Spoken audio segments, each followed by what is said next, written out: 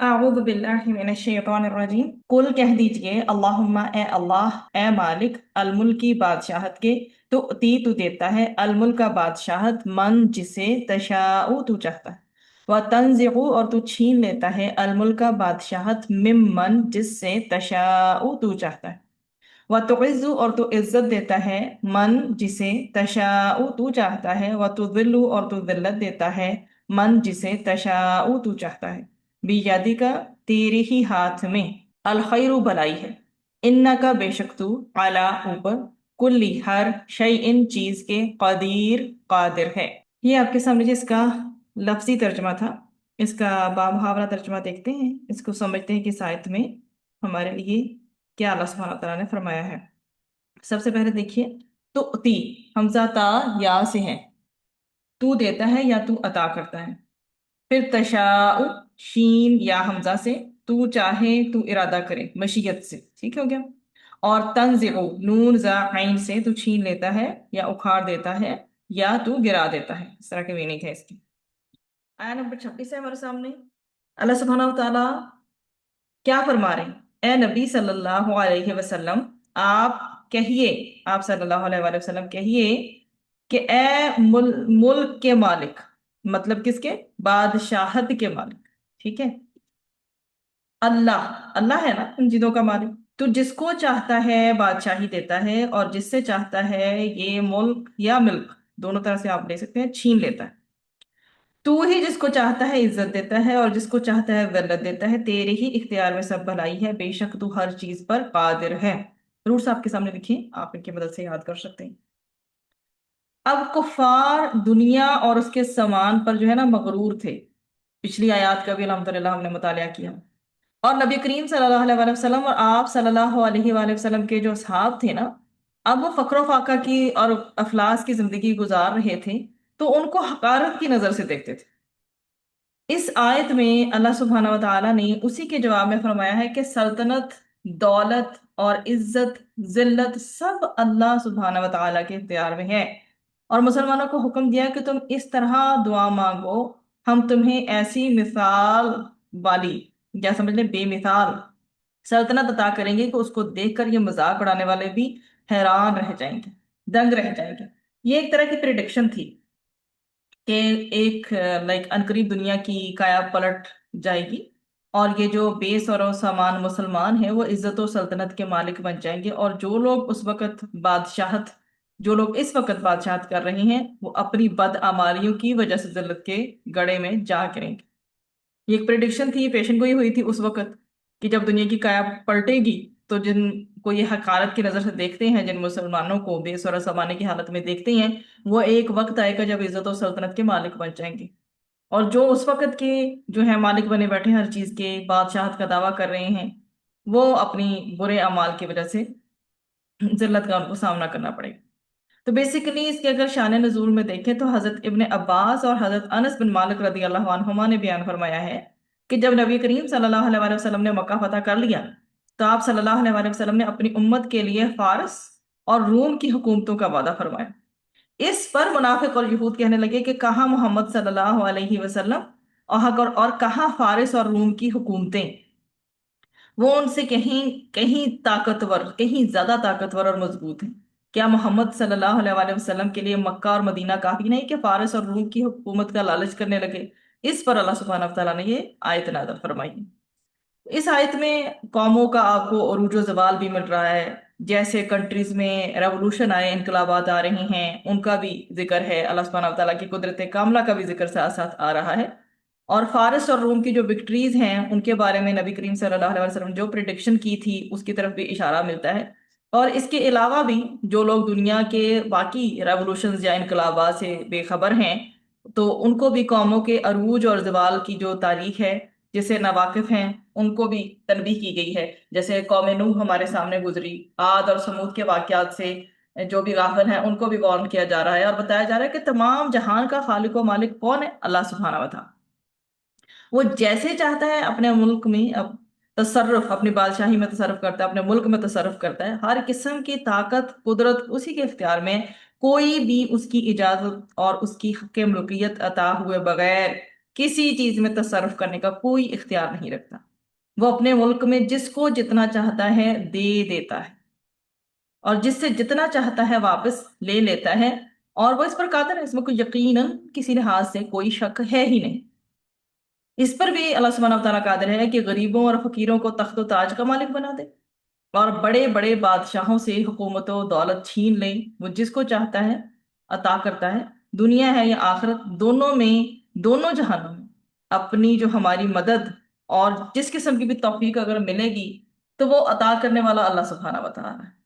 ثواب کا اجر عطا فرمائے یا اللہ سبحانہ تعالیٰ معاف فرمائے، بدبختی یا عدم توفیق ہمیں ملے یا عذاب ملے، ہم نہیں چاہتے کہ ایسا ہو، اور ذلت اور رسوائی کی گڑی میں ہم جا کریں، تو ہر قسم کی بھلائی اس کے ہاتھ میں ہے۔ وہی قادر مطلق ہے، جس طرح وہ خیر عطا کرنے پہ قادر ہے، اسی طرح وہ خیر نہ دینے پر بھی قادر ہے، کیونکہ قدرت کے معنی یہی ہیں کہ اگر وہ چاہے تو کرے، اور اگر وہ چاہے تو نہ کرے۔ تو ہم پہلے پوائنٹ سے تو ہمیشہ یہ ہماری زندگیوں میں ایک چیز رہی ہے، پہلا والا پوائنٹ تو ہمیشہ ہی ہمارے دماغ میں رہتا ہے کہ اللہ سبحانہ و تعالیٰ جو ہے وہ ہر خیر عطا کرنا پر قادر ہے، لیکن دوسرے والے پوائنٹ کو عموماً ہم مد نظر نہیں رکھتے کہ جب وہ چاہے، جس چیز کو وہ واپس لینا چاہے وہ لے لے یا خیر نہ دے۔ تو اللہ سبحانہ و تعالیٰ جو ہے ہمیں نوازے۔ ان آیات میں جو بیسیکلی آج ہم پڑھیں گے، پہلی آیت آپ کے سامنے ہے کہ بادشاہوں کا بادشاہ کون؟ اللہ تعالیٰ۔ تو یہ پہلی آیت جو ہے کس چیز کو ایڈریس کر رہی ہے کہ صرف اور صرف اگر بادشاہ، اور ساری ریلیٹڈ ہیں، آلموسٹ 30 تک ہم جائیں گے اور ساری آلموسٹ ایک دوسرے سے ریلیٹڈ ہیں اور ایک جیسا تھیم لیے ہوئے ہیں۔ اس میں حکومت کی بات ہوگی، دولت کی، ذلت کی، عزت کی، زندگی کی، موت کی، دن رات، دن اور دلوں کے رازوں کی بات تک آخر ہم جائیں گے انشاءاللہ، آخرت کے حساب کے حوالے سے بات ہوگی، لیکن سب کل اختیار اللہ سبحانہ و تعالیٰ کے پاس ہے۔ اب یہاں پر بھی نبی کریم صلی اللہ علیہ وسلم کو کیا کہا گیا کہ بادشاہی کس کی ہے؟ صرف اللہ سبحانہ و تعالیٰ کی۔ اور دنیا میں ہم بینگ اے ہیومن کیا سمجھتے ہیں؟ میں طاقتور ہوں، میں امیر ہوں، میرے پاس اختیار ہے، میری حکومت ہے، لیکن اللہ سبحانہ و تعالیٰ کیا فرما رہے ہیں؟ اس سے تو بالکل کانٹرڈکشن ہو رہی ہے اس بات کی کہ تمہارا کچھ بھی نہیں ہے، سب کچھ میرا ہے۔ پھر اللہ سبحانہ و تعالیٰ یہ بتا رہے ہیں تُؤْتِي الْمُلْكَ مَن تَشَاءُ وَتَنزِعُ الْمُلْكَ مِمَّن تَشَاءُ۔ اللہ تعالیٰ کہتے ہیں جسے میں چاہتا ہوں حکومت دیتا ہوں، اور جسے میں چاہتا ہوں حکومت چھین لوں اس سے تو چھین لیتا ہوں۔ پھر اللہ سبحانہ تعالیٰ اگزامپل بھی دے رہے ہیں، کتنے بادشاہ ہیں، کہاں گئے؟ فرعون، نمرود، قارون، سب ختم ہو گئے، باقی کون ہے؟ اللہ سبحانہ و تعالیٰ۔ پھر وَتُعِزُّ مَن تَشَاءُ، اللہ عزت دیتا ہے، اگر اللہ عزت دے تو دنیا چھین نہیں سکتی۔ وَتُذِلُّ مَن تَشَاءُ، اور اللہ سبحانہ و تعالیٰ اگر ذلیل کر دے تو پوری دنیا عزت نہیں دے سکتی۔ آج آج کی دنیا میں لوگ کیا کر رہے ہیں؟ عزت مال میں تلاش کرتے ہیں، منصب ڈیزگنیشن میں تلاش کرتے ہیں، جبکہ عزت صرف اللہ کی اطاعت میں ہے۔ یہ اس کا ہے مورل ہمارے سامنے کہ صرف اور صرف عزت اگر کسی چیز میں ہے تو اللہ سبحانہ و تعالیٰ کی اطاعت میں ہے، اور ہمیں یہ بات بھولنی نہیں چاہیے کہ اللہ ہی حقیقی بادشاہ ہے، عزت و ذلت صرف اللہ سبحانہ و تعالیٰ کے اختیار میں۔ تولج اللیل فی النہاری، تولجو تو داخل کرتا ہے، اللیلہ رات کو، فی النہاری دن میں، وتولجو اور تو داخل کرتا ہے، النہارا دن کو، فی اللیلی رات میں، وتخرجو اور تو نکالتا ہے، الحیہ زندہ کو، من المیت مردہ سے، وتخرجو اور تو نکالتا ہے، المیتہ مردہ کو، من الحی زندہ سے، وترزقو اور تو رزق دیتا ہے، من جسے، تشاء تو چاہتا ہے، بغیر حساب بغیر حساب کے، اور تو ہی رات کو دن میں اور دن کو رات میں داخل کر دیتا ہے، اور تو ہی مردہ سے زندہ کو اور زندہ سے مردہ کو پیدا کرتا ہے، اور تو جس کو چاہتا ہے بے حساب رزق دیتا ہے۔ تو تولیجو ہم نے دیکھا داخل کرنے کی سینس میں واو لام جیم سے۔ اے اللہ سبحانہ و تعالیٰ، جس اللہ کی بات کی جا رہی ہے کہ جس طرح نور کو ظلمت سے، مطلب نور کو اندھیرے سے اور اندھیرے کو نور سے بدلنا، اور عزت کو ذلت سے اور ذلت کو عزت سے بدلنا تیری ہی قدرت میں ہے، بالکل اسی طرح رات کے ایک حصہ کو دن میں داخل کر دینا جس سے دن بڑا ہو جاتا ہے، اور دن کے کسی حصے کو رات میں داخل کر دینا جس سے رات بڑی ہو جاتی ہے، بھی تیرے ہی اختیار و قدرت میں ہے۔ اب دیکھیں نا، اسی طرح ہوتا ہے نا کہ کسی موسم میں دن طویل ہو جاتا ہے اور رات چھوٹی ہو جاتی ہے، اور کسی موسم میں رات طویل ہو جاتی ہے اور دن چھوٹا ہو جاتا ہے، ہم اس سے اچھی طرح سے واقف ہیں۔ اور پھر اللہ سبحانہ و تعالیٰ جاندار کو بے جان سے نکالتے ہیں، یہ آپ کے سامنے۔ اور بے جان کو جاندار سے نکالنا یہ صرف اور صرف اللہ سبحانہ و تعالیٰ کی قدرت میں ہے۔ جیسے انڈے سے جانور اور جانور سے انڈا یا سبزہ، جو جو یہ آپ کے سامنے سبزہ ہے، یہ خشک بیج ہوتا ہے، اور خشک بیج کو سے آگے جو ہے فردر جو ہے سبزہ بنتا ہے یا پودا بنتا ہے۔ تو اور تو ہی ہے جس کو چاہے کیا دیتا ہے، بے حساب رزق عطا فرماتا ہے۔ یہ اللہ سبحانہ و تعالیٰ کے بارے میں ہم دیکھ رہے تھے۔ تو تولج اللیل فی النہاری، رات کو دن میں داخل کرتا ہے اللہ تعالیٰ۔ قدرت کی بیسیکلی اس میں نشانیاں ہیں اس آیت میں، ٹھیک ہے۔ وَتُولِجُ النَّهَارَ فِي اللَّيْلِ، اور دن کو رات میں داخل کرتا ہے۔ یہ نظام اب سے چل رہا ہے، عرصہ دراز سے چل رہا ہے، اربوں سالوں سے چل رہا ہے، ایک سیکنڈ کے لیے بھی بدلا نہیں۔ کیوں؟ کیونکہ چلانے والی ذات اللہ سبحانہ و تعالیٰ کی ہے۔ پھر وَتُخْرِجُ الْحَيَّ مِنَ الْمَيِّتِ، بیج مردہ ہوتا ہے، مردہ سے زندہ کی طرف بات ہو رہی ہے، بیج مردہ ہوتا ہے، اس سے درخت زندہ نکلنا، انڈا بے جان ہوتا ہے، اس سے چوزے کا نکلنا۔ وَتُخْرِجُ الْمَيِّتَ مِنَ الْحَيِّ، اور زندہ انسان سے مردہ نطفہ، پھر وہی زندگی کا ذریعہ۔ جان کتنے عرصے بعد پڑتی ہے نا نطفے میں۔ پھر اس کے بعد آخری پورشن آپ کے سامنے ہے، وَتَرْزُقُ مَن تَشَاءُ بِغَيْرِ حساب۔ رزق صرف تنخواہ نہیں ہے، ہم سمجھتے ہیں سیلری انکم جو آتی ہے یا پروفٹ، وہ جو ہے ہمارا رزق ہے۔ اولاد رزق میں شامل ہے، صحت شامل ہے، ایمان، علم، نیک دوست کا ہونا، اچھی کمپنی کا ہونا، وقت میں برکت کا ہونا، سکون کا ہونا، یہ ساری جو ہیں وہ رزق کی قسمیں ہیں۔ جتنی بلیسنگز اللہ سبحانہ و تعالیٰ نے دی ہیں، جتنی نعمتیں اللہ سبحانہ و تعالیٰ نے ہمیں عطا فرمائی ہیں، وہ ساری کی ساری جو ہیں وہ کس کیٹیگری میں جاتی ہیں؟ وہ رزق کی کیٹیگری میں جاتی ہیں۔ تو اس سے پہلے ہم بہت اگر اس سے پہلے ایک لمیٹڈ ہماری سوچ تھی کہ جو رزق کے اندر صرف اور صرف وہی پروفٹ، انکم، سیلری وغیرہ آ جاتی ہے، تو ایسی بات نہیں ہے۔ سب سے پہلی بات تو اس آیت میں یہ ہے کہ اللہ تعالیٰ ہر لمحہ کائنات میں کیا کر رہے ہیں؟ تبدیلی پیدا کر رہے ہیں۔ رات کو دن میں بدلنے کا پروسیس، مردہ زمین زندہ ہو جاتی ہے، اور ناممکن نظر آنے والے حالات کبھی کبھار ہمیں لگتے ہیں کہ یہ تو چینج ہی نہیں ہوگے، کیسے اللہ سبحانہ و تعالیٰ پل بھر میں اسے بدلتے ہیں۔ بیسیکلی یہ آیت ہمیں سب سے زیادہ جس چیز کے قریب کر رہی ہے نا اپنے خالق کے، جس چیز میں، وہ امید ہے۔ پھر امید جو ہے آپ تبھی قائم رکھ سکتے ہیں جب آپ کے اندر صبر موجود ہو، اللہ پر حسن ظن موجود ہو۔ زندگی کا کوئی بھی مشکل مرحلہ ہمیشہ مشکل نہیں رہتا، لیکن انسان کی کیفیت جب اس کے اوپر سے گزرتی ہے تو انسان مشکل حالات میں یہ سمجھ لیتا ہے کہ اب کچھ بھی نہیں بدلے گا۔ یہی سوچ اسے مایوسی اور ڈپریشن اور بے بسی کی طرف لے جاتی ہے بیسیکلی۔ تو قرآن اسی سوچ کو توڑ کر امید کا دروازہ کھول رہا ہے ہم سب کے لیے، کہ کوئی بھی آزمائش زندگی میں ہے نا تو اسے مستقل نہ سمجھیں۔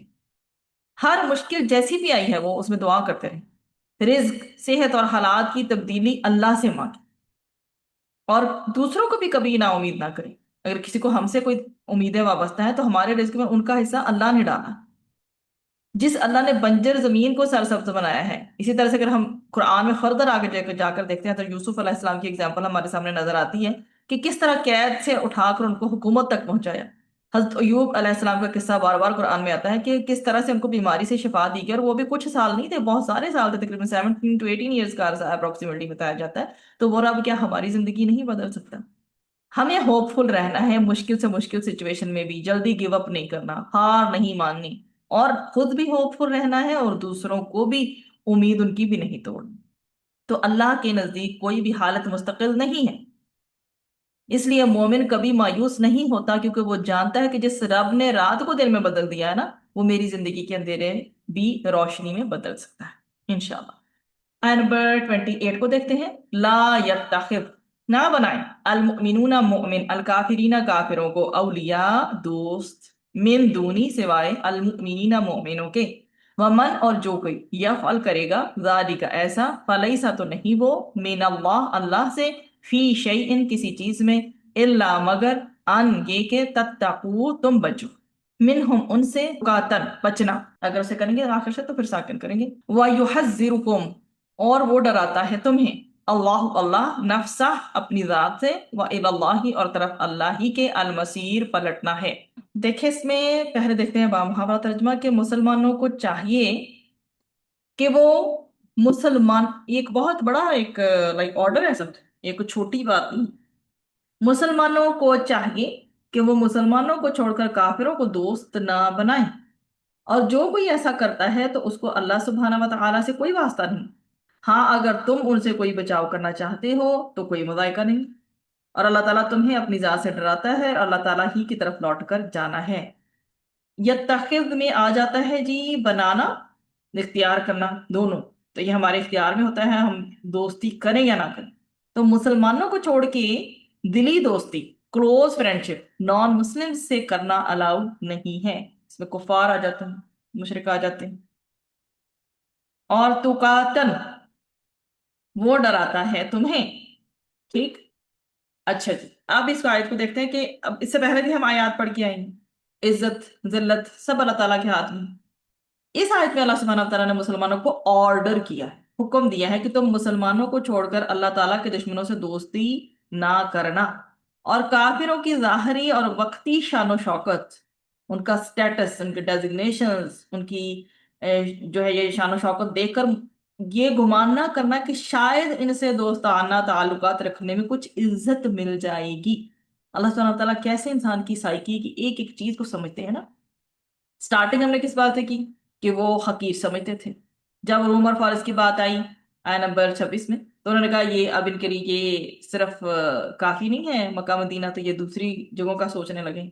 फिर उसके बाद अल्लाह सुब्हानहू व तआला ने ज़हन बनाया पिछली आयत में हमारा, आया नंबर 27 में, कि अल्लाह सुब्हानहू व तआला ही हर चीज पर कादिर है। पिछली आयत में इज्जत की बात थी, आया नंबर 26 में। 27 में अल्लाह सुब्हानहू व तआला ने बाकी भी मजीद चीजें खोल कर बता दी, उम्मीद दिला दी हर लिहाज से। और इस आयत में अल्लाह सुब्हाना व तआला ने ये बताया है कि कहीं ये मत गुमान कर लेना कि कुफार जो हैं बहुत अच्छी शान और शौकत रखते हैं, बहुत अच्छा तर्ज जिंदगी है, फर्ज करें अमीर बहुत हैं, बहुत लग्जरी लाइफ है, तो आप समझते हो कि उनसे अगर आपकी दोस्ती है, आपके ताल्लुकात हैं, तो आपको कुछ इज्जत मिल जाएगी। ये खाम ख्याली उमूमन लोगों के अंदर मौजूद होती है। दिस इज समथिंग ट्रू, ऐसा होता है। आपको कभी किसी को बहुत बड़ा नारा लगाते हुए सुनेंगे कि जी मेरे तो इतने दोस्त हैं, फलां फलां फलां, इस कंपनी का, उस वगैरह का। ये चीज क्या शो करती है? ये चीज यही शो करती है कि शायद उनसे ताल्लुक रखने से हमारी इज्जत बढ़ जाएगी। तो अल्लाह ताला फरमा रहे हैं क्योंकि हकीकी इज्जत तो अल्लाह ताला ही के पास से मिलती है।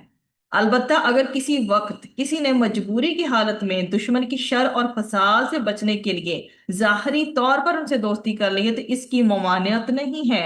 अल्लाह ताला ये भी जानते हैं कि इंसान की क्या क्या मजबूरियां हो सकती हैं। सो ही क्लैरिफाइज दिस फॉर अस। अब इसमें इसके शान नजूल में कई रवायतें हैं, लेकिन समझने के लिए हम थोड़ा सा इसके करीब आने के लिए देखते हैं। इसमें यह मेंशन किया गया है कि इब्ने जरीर ने सईद और इकरमा के तरीक से हजरत इब्ने अब्बास रदी अल्लाह अन्हो से की रवायत बयान की कि हुज्जाज बिन उमरू जो काब बिन अशरफ का खलीफ था, और इब्ने अबी अल हकीक और कैस बिन जैद ने इंसार के कुछ आदमियों से अंदरूनी तौर पर दोस्ती कर ली ताकि उनको उनके दीन के बारे में फितना में डाल दें और बहका दें। तरफा बिन मंजर और अब्दुल्ला बिन जुबैर और सईद बिन खुसैमा ने उन इंसार से कहा कि तुम लोग उन अंसार से कहा कि तुम लोग उन यहूदियों से बचते रहो और उनकी दोस्ती से दूर रहो, कहीं ऐसा ना हो कि वो तुम्हें दीन के बारे में बहका दें। अंसार ने उन यहूद की दोस्ती खत्म करने से इनकार कर दिया। उस पर ये आयत नाजिल हुई। ये आपको बताया गया है कि इसमें कि ताकि करीब आ जाए इस आयत के नुजूल को समझने के हवाले से। तो आयत का नुजूल हजरत हातिब बिन अबी बलता वगैरह के मुतालिक हुआ था, जो मुशरिकीन मक्का से दोस्ती का इजहार करते थे।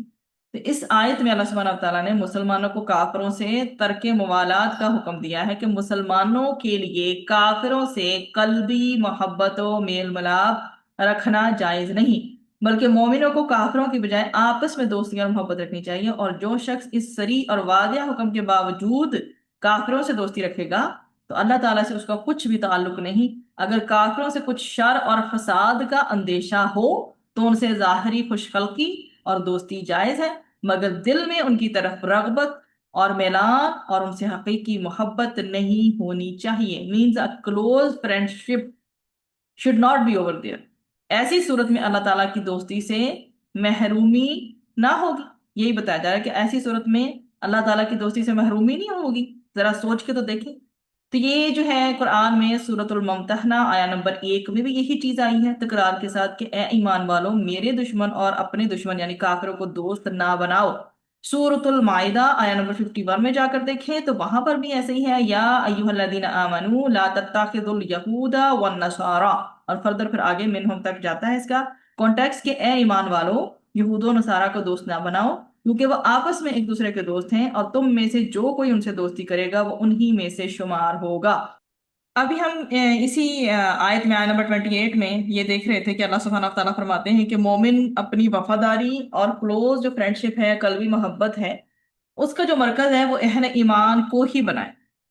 تو یہ بیسیکلی یہ آیا جو ہے، اگر انسان کو یہ فیل ہوتا ہے نا کہ یہ ظلم یا ناانصافی کا حکم دیتی ہے، تو ایسی بات نہیں ہے۔ یہ آیت ظلم یا ناانصافی کا حکم نہیں دے رہی، بلکہ ایمان کی بنیاد پر وفاداری اور دینی شناخت اور جو بھی جن سے وابستگی ہماری اعتقاد کی بیس پر ہوتی ہے اس کی حفاظت کرنا سکھا رہی کہ ایمان کی بنیاد پر وفاداری کیسے قائم رکھنی ہے، دینی شناخت کیسے برقرار رکھنی ہے۔ جب کسی سے وابستگی آپ کی اعتقاد کی بیس پر نہیں ہوگی تو حفاظت کیسے ممکن ہے؟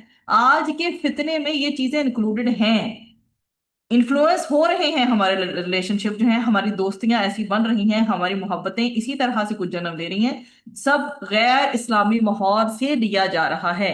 پھر اس کی آؤٹ کم کیا ہوتی ہے کہ ایمان کمزور ہو جاتا ہے۔ اور حضرت ابن مسعود رضی اللہ عنہ سے مروی ہے کہ رسول اکرم صلی اللہ علیہ وآلہ وسلم نے فرمایا کہ آدمی اسی کے ساتھ ہوگا جس سے اس کو محبت ہو، اور یہ متفق علیہ جو ہے حدیث ہے۔ اور حضرت انس رضی اللہ عنہ کی روایت میں ہے کہ تو اسی کے ساتھ ہوگا جسے تجھے محبت ہوگی۔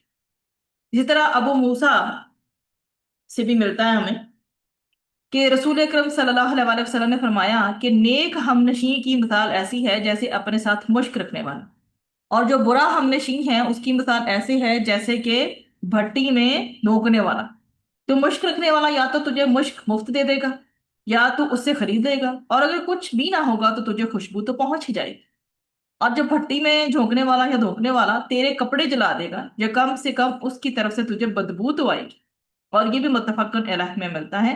تو اور بھی روایت میں آتا ہے کہ جس نے اپنی دوستی اور دشمنی کو اللہ تعالیٰ کے لیے وقف کر دیا اس نے اپنا ایمان مکمل کر لی۔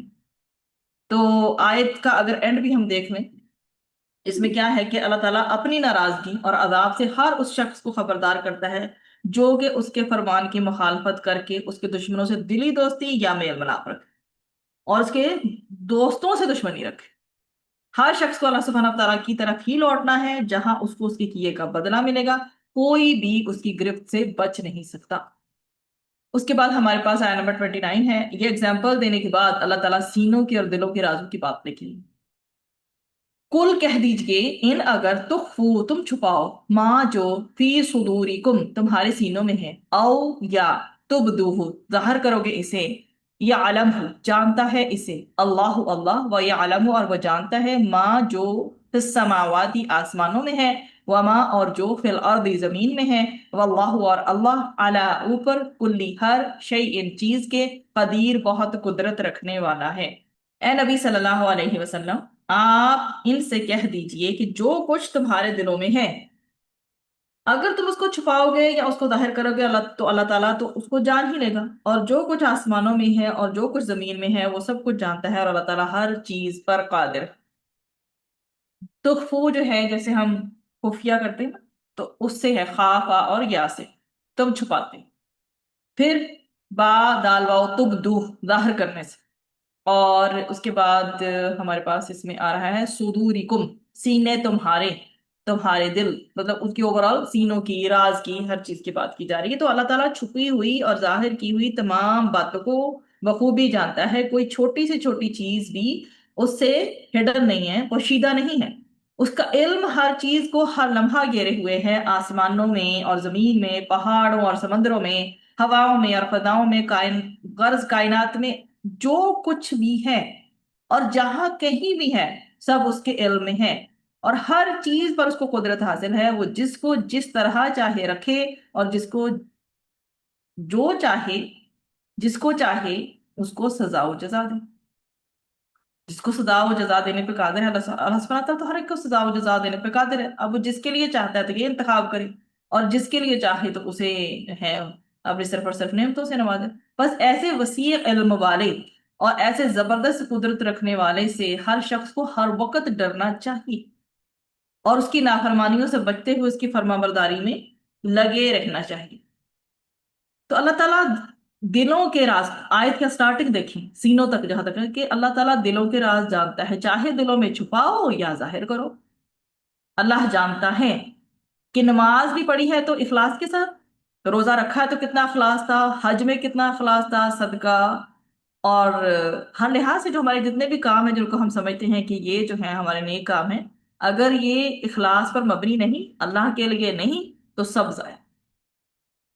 تو اس لیے بہت زیادہ ضروری ہے اس چیز کو مد نظر رکھنا کہ ہمارا جو دل دل ہے، اس میں جو بھی کچھ ہم چھپا کے بیٹھے ہیں نا ہمارے سینوں میں، تو اللہ تعالیٰ ہر چیز جانتا ہے، ہماری نیت، ہمارے خیالات اور جو بھی ہمارے جذبات دنیا سے چھپے ہوئے، اللہ سے چھپے ہوئے نہیں. تو اصل اصلاح ظاہری اعمال سے پہلے دل کی ہوتی ہے بیسیکلی. اخلاص کے بغیر عبادت بھی اپنی روح جو ہے وہ کھو دیتی. انسان کے اپنے اندر کیسے کیسے جذبات ہوتے ہیں، حسد بھی ہوتا ہے، تکبر بھی، ریا، نفرت، اور کہیں کہیں ریونج لے کے بیٹھا ہوتا ہے انسان کہ میں نے اسے انتقام لینا ہے. لیکن یہی چھپی ہوئی بیماریاں اس کی شخصیت کو تباہ کر دیتی ہیں. بیسیکلی ہمیں روز اپنا ایویلویشن ضرور کرنا چاہیے، روز اپنے دل کا جائزہ لینا چاہیے. حسد اور تکبر کسی ایکسٹینٹ تک، کسی بھی ایک پارٹیکل کے فارم میں بھی ہمارے اندر ہے تو اسے ختم کرنے کی کوشش کرنی چاہیے. ہر ایک عمل سے پہلے نیت ہمیں درست کرنی چاہیے، اور جو ہمارا عمل ہے وہ لوگوں کی تعریف کے لیے نہیں، اللہ کی رضا ہونے کے لیے، حاصل کرنے کے لیے ہونا چاہیے. دنیا کو تو ہم دھوکہ دے سکتے ہیں، دیا جا سکتا ہے، لیکن اللہ کو نہیں دے سکتے. ظاہری نیکی اگر اخلاص سے خالی ہو تو آخرت میں اس کی کوئی قیمت نہیں.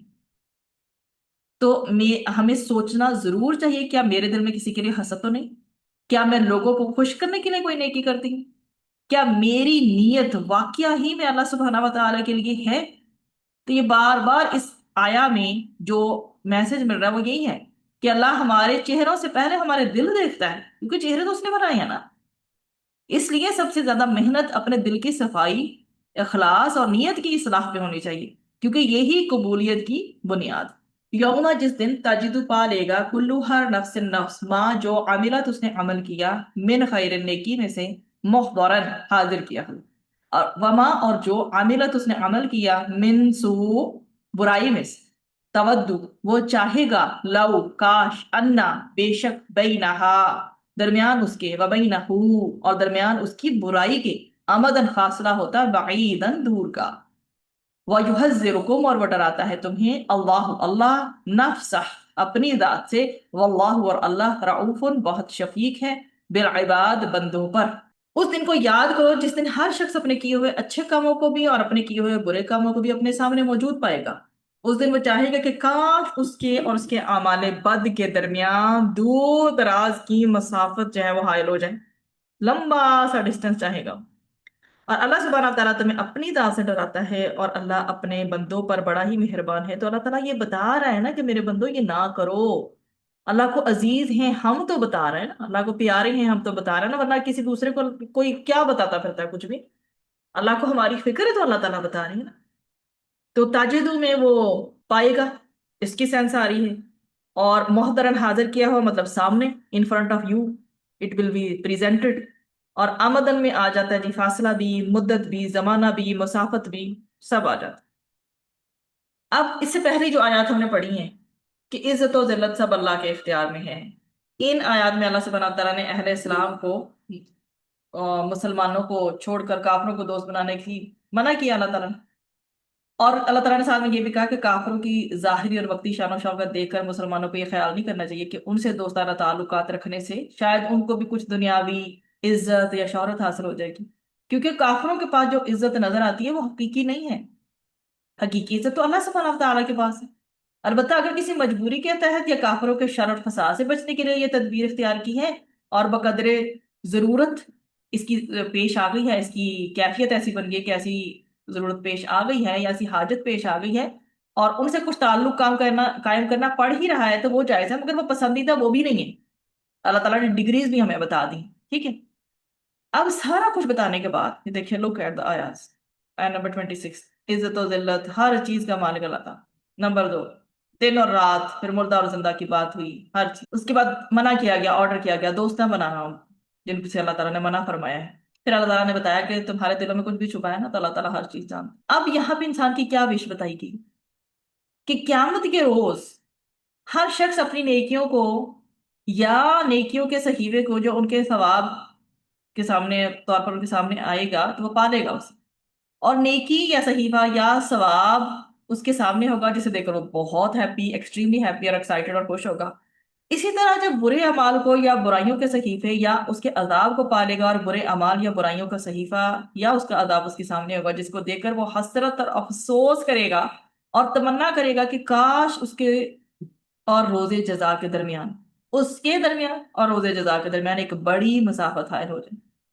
اور سورۃ القیامہ میں بھی ہمیں آیت نمبر 13 میں ریفرنس ملتا ہے، یونبأ الانسان یونبأ الانسان یومئذ بما قدم وأخر، یونبأ الانسان یومئذ بما قدم وأخر، اس دن انسان کو اگلی پچھلی تمام باتوں کی خبر کر دی جائے۔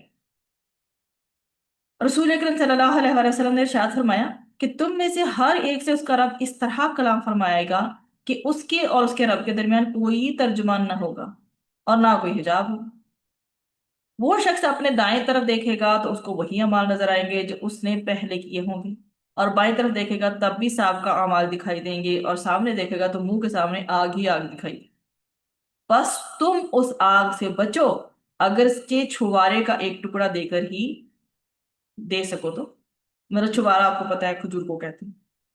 تو آیت میں اللہ سبحانہ تعالیٰ کی طرف سے نا امیدی نہیں دکھائی گئی، بلکہ کیا بتایا گیا ہے، اللہ تعالیٰ کی طرف سے اپنے نیک بندوں کے لیے گڈ نیوز، خوشخبری دی گئی ہے کہ ان کو اس کے لطف و کرم سے کبھی بھی نا امید نہیں ہونا چاہیے، کیونکہ وہ اپنے بندوں پر بہت ہی مہربان ہے۔ اس کے لیے بھی دلیل دی اللہ سبحانہ وتعالیٰ نے۔ ابن عمر سے مروی ہے، رضی اللہ عنہ سے مروی ہے کہ رسول اکرم صلی اللہ علیہ وسلم نے فرمایا کہ اللہ تعالیٰ مومن کو قریب بلا کر اور اس پر اپنی ہتھیلی رکھ کر خفیہ طور پر فرمائے گا، کیا تجھے اپنا فلاں گناہ معلوم ہے؟ بندہ عرض کرے گا، اے میرے رب مجھے معلوم ہے، بے شک مجھے معلوم ہے۔ جب اللہ تعالیٰ اس سے اس کے گناہوں کا اقرار کرا لے گا اور بندہ خیال کرے گا اب میں تباہ و برباد ہو گیا، تو اللہ تعالیٰ فرمائے گا، میں نے دنیا میں تیرے گناہ چھپائے اور آج میں معاف کرتا ہوں۔ اس کے بعد نیکیوں کا اعمال نامہ اس کو دے دیا جائے گا۔ رہے کافر اور منافق تو ان کے متعلق تمام مخلوق کے سامنے ندا دی جائے گی کہ یہ وہی لوگ ہیں۔ سورہ ہود میں آیت نمبر 18 میں ریفرنس ملتا ہے، ہؤلاء الذین کذبوا علی ربہم الا لعنۃ اللہ علی الظالمین، کہ یہی وہ لوگ ہیں جنہوں نے اپنے رب پر جھوٹ بولا تھا، آگاہ ہو جاؤ ظالموں پر اللہ سبحانہ وتعالیٰ کی لعنت ہے۔ تو یہ آیت جو ہے یہ بتا رہی ہے کہ قیامت کے دن ہر انسان اپنے عمل کو اپنے سامنے موجود پائے گا، نہ کوئی نیکی گم ہوگی اور نہ کوئی گناہ چھپ سکے گا۔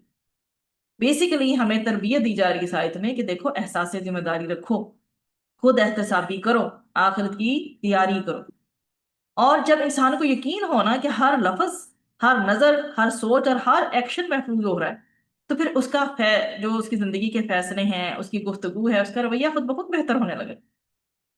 تو ہمیں بیسیکلی ہر ایک دن کا محاسبہ کرنے کی ضرورت ہے، زبان، نگاہ اور دل کی حفاظت کی بھی ضرورت ہے۔ نیکی کو معمول بنائیں، اللہ سبحانہ تعالیٰ ہمیں توفیق عطا فرمائے، چاہے وہ چھوٹی ہی کیوں نہ ہو، اور گناہ کے فوراً بعد توبہ کرے، چاہے گناہ چھوٹا یا بڑا، فوراً بعد توبہ کریں۔ آج جس گناہ کو ہم معمولی سمجھتے ہیں وہ کل ہمارے سامنے کھڑا ہوگا، اور آج کی چھوٹی سی نیکی بھی اللہ کے ہاں عظیم ترین اجر کا سبب بن سکتی ہے۔ ہم اپنے سامنے ایک لمحے کے لیے امیجن کریں کہ اگر میرے سامنے میرا نامہ اعمال پیش کر دیا جائے، میرے سامنے رکھ دیا جائے، تو کیا میں خوش ہوں گی؟ میں خوش ہوں گا؟ تو کون سا عمل ہے جس پر مجھے فوراً توبہ کر لینی چاہیے، اور کون سی نیکی ہے جسے آج سے میں مستقل اپنی عادت بنا سکتی ہوں؟ تو زندگی میں ہمارا ہر ایک لمحہ ریکارڈ ہو رہا ہے، اس لیے ہم میں سے عقل مند وہی ہے جو ہر دن اس طرح سے گزارے کہ اگر آج ہی اللہ کے سامنے کھڑا ہونا پڑ جائے تو اسے شرمندگی کی بجائے اطمینان محسوس ہو انشاءاللہ۔ یہی حقیقی کامیابی ہے، یہی تقوی ہے، اور یہی قرآن کی ہم سے مطلوب تربیت ہے۔ وآخر دعوانا ان الحمد للہ رب العالمین، سبحان ربک رب العزت عما یصفون وسلام علی المرسلین والحمد للہ رب العالمین۔